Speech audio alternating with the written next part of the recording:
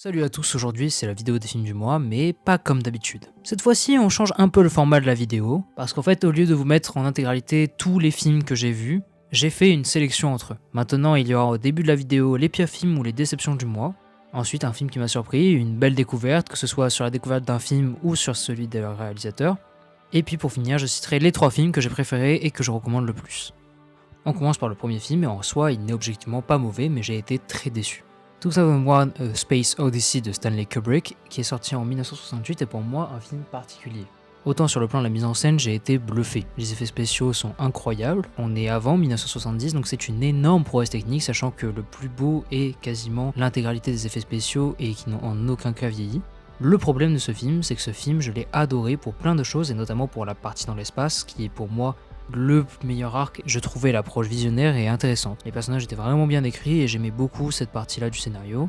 Mais malheureusement, le film m'a perdu sur les 20 dernières minutes. Pour le coup, lors de la fin du visionnage, je n'ai absolument pas compris la fin du film. C'était long, vraiment désagréable à regarder par moments et bien trop abstrait pour moi. J'ai fini par retrouver la solution plus tard sur internet et je suis extrêmement déçu. Le film n'a eu aucun effet sur moi. Et c'est une déception parce que le film avait un potentiel énorme et je mets le respect dessus.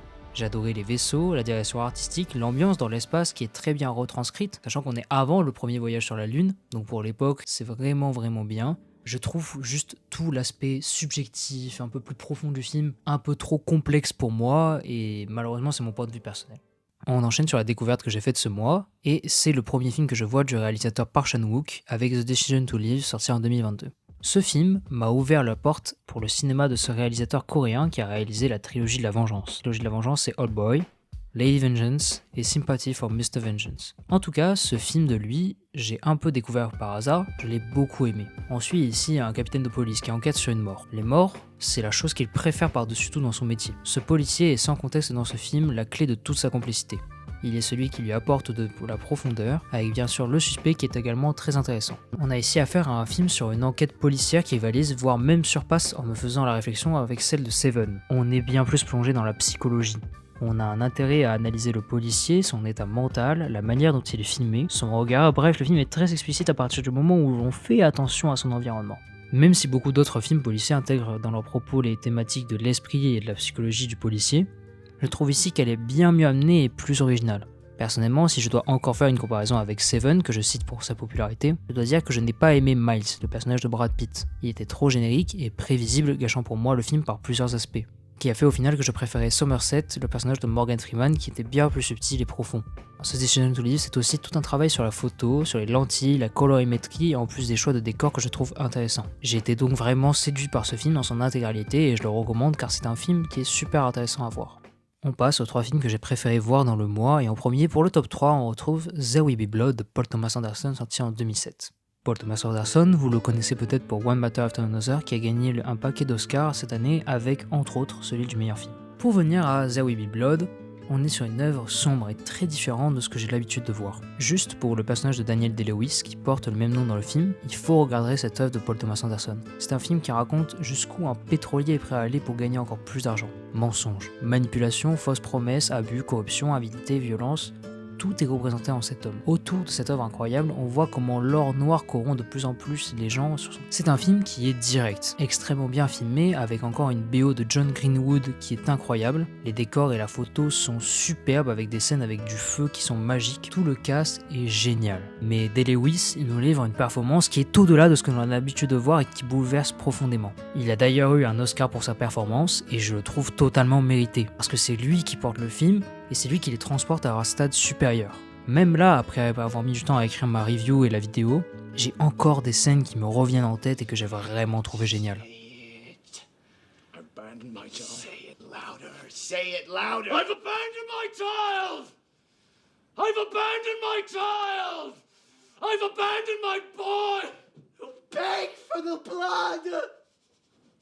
Just give me the blood, Eli. Let me get out of here. Give me the blood, Lord. And let me get away. Certaines scènes qui nous transportent avec elles le poids de l'avarice et une composition des plans qui est magique par moments avec une vraie symétrie parfois que j'aime beaucoup, ou simplement sur le choix des décors qui sont très bons, ou pareil sur la photo encore une fois que j'ai cité précédemment. Quant au rythme, il est très bien maîtrisé sur cette œuvre quand même qui fait 2h40, il faut le préciser. Et pour finir, il y a aussi toute une réflexion sur la religion en sous-thème que j'ai trouvé vraiment intéressante et qui est pour moi très bien trouvée. Bref, There Will Be Blood est clairement un excellent film qu'il faut avoir vu dans sa vie. Même si j'en ai pas vu beaucoup, je crois que j'adore les films policiers parce que j'ai vu Chinatown de Roman Polanski sorti en 1974 et c'était incroyable. Ici, on va suivre une enquête de Jake Gillis qui est joué par Jack Nicholson. Jack Nicholson, c'est un acteur que j'aime beaucoup, comme pas mal de personnes, et ce qu'il propose avec ce Jake est incroyable. Souvent, pour un film policier, ce qui peut faire la différence, c'est les personnages du policier, comme je l'ai dit précédemment dans The Decision to Live. Mais dans Chinatown, Jake Gillis est un très bon personnage, mais je le trouve un peu plus cliché et moins profond. Et donc du coup, ce que j'ai préféré dans ce film, c'est l'enquête. La mise en scène est très bonne, la musique aussi, mais surtout les détails. Que ce soit objet, personnage, nom, trait de caractère, tic, on essaie de tout repérer. Bref, franchement, j'ai été capté par un film de 2 heures qui est passé super vite, et même les scènes d'action sont très bien faites, et le film n'a en aucun cas vieilli. Tout le long, une chose nous donne envie, c'est de savoir tout ce qui se passe, et tout le film est vraiment bien raconté. En gros, Chinatown, c'est une œuvre que j'ai trouvée incroyable en tout point. Je ne peux que recommander, même si bon, Polanski reste quand même une personne horrible que je ne peux pas respecter, dont je comprends le rejet que l'on peut avoir pour sa filmographie. C'est assez paradoxal parce que j'ai vu mon film préféré du mois le 1er février en salle. Il s'agit d'un film que j'attendais depuis vraiment un moment en France, Hamnet de Chloé Zhao, qui est sorti aux États-Unis en 2025 et qui est arrivé en salle en France au début février. Hamnet, ça a été surtout pour moi une claque sur le plan émotionnel. Ce film est en réalité une adaptation de la vie d'Hamnet Shakespeare, qui est le plus grand dramaturge de l'histoire. Alors je ne connais pas la vie de Shakespeare, ni de comment il en est venu à créer Hamlet, parce que c'est ça le film. Mais il y a dedans des scènes fantastiques, donc je doute que ce soit une œuvre totalement véridique ou qui retranscrit de manière exacte l'histoire de Shakespeare. C'est un film que j'ai adoré pour son ambiance. On est directement plongé dans ces temps modernes anglais, j'aime beaucoup les décors qui ont été utilisés, après la mise en scène, j'ai bien aimé certains plans, oui, mais en réalité, si je dois parler technique, je dirais que c'est le son d'Hamnet qui m'a réellement impressionné.